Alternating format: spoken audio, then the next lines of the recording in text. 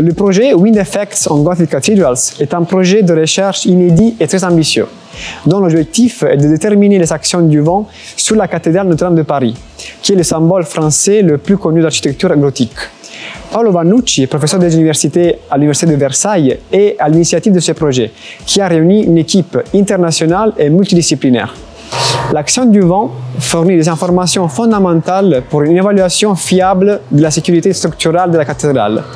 Et cela d'autant plus dans un contexte où le changement climatique entraîne des phénomènes météorologiques de plus en plus intenses.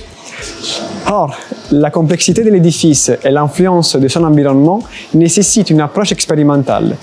Par conséquent, l'idée était de reproduire la cathédrale et tous les bâtiments environnants dans un rayon de 200 mètres à l'échelle 1/200 pour effectuer des essais en soufflerie en faisant varier l'intensité du vent et sa direction.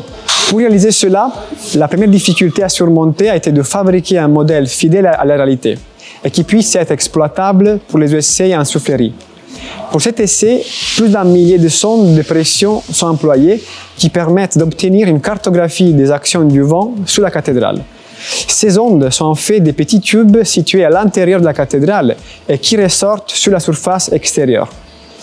Pour mener à bien ce projet, un partenariat a été monté entre l'Université de Versailles, l'Université de Florence en Italie, qui possède une expertise reconnue à niveau international sur les essais en soufflerie, et le campus d'arts et métiers de Bordeaux-Talence, pour la modélisation 3D de la maquette et sa réalisation en impression 3D. En effet, l'impression 3D se révèle être le seul choix possible étant donné la complexité de la maquette, non seulement en raison de la géométrie de la cathédrale, mais aussi de l'intégration dans le modèle 3D des emplacements vides dans lesquels seront insérées les sondes de pression. Le campus d'arts et métiers de Bordeaux-Talence travaille depuis plusieurs années sur l'impression 3D polymère et composite et, grâce à des investissements récents dans le cadre de la plateforme d'impression 3D dont je suis responsable, nous disposons en outre de machines d'impression 3D adaptées aux grandes dimensions du modèle de la cathédrale. Le travail qui a permis d'aboutir à la maquette de la cathédrale Notre-Dame de Paris à l'échelle 1/200 s'est développé en deux phases. La première phase avait pour objectif la définition d'un modèle 3D de la cathédrale avec le logiciel Blender, qui puisse être d'abord fabriqué et ensuite exploité pour les essais en soufflerie. Un premier défi a été d'automatiser la génération des emplacements vides dans le modèle 3D pour les sondes de pression sur une géométrie si complexe, ce qui a pu être fait via Python. De plus, pour faciliter les opérations d'installation des sondes et pour réduire le temps d'impression 3D, le modèle de la cathédrale a été retravaillé pour assouplir le plus possible ses épaisseurs et partitionné en plusieurs parties à assembler une fois les sondes installées. La deuxième phase était l'impression du modèle. La technologie utilisée a été l'impression 3D à filament, au vu de l'encombrement du modèle.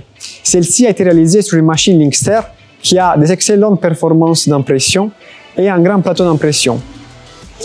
Pour les parties de la cathédrale, notamment la flèche, qui nécessitait une meilleure résolution spatiale, la technologie d'impression 3D en stéréolithographie a été utilisée. Il a fallu environ 2 semaines pour réaliser les 13 parties du modèle de la cathédrale. La maquette a été envoyée à l'Université de Florence où elle a été installée sur une table pivotante.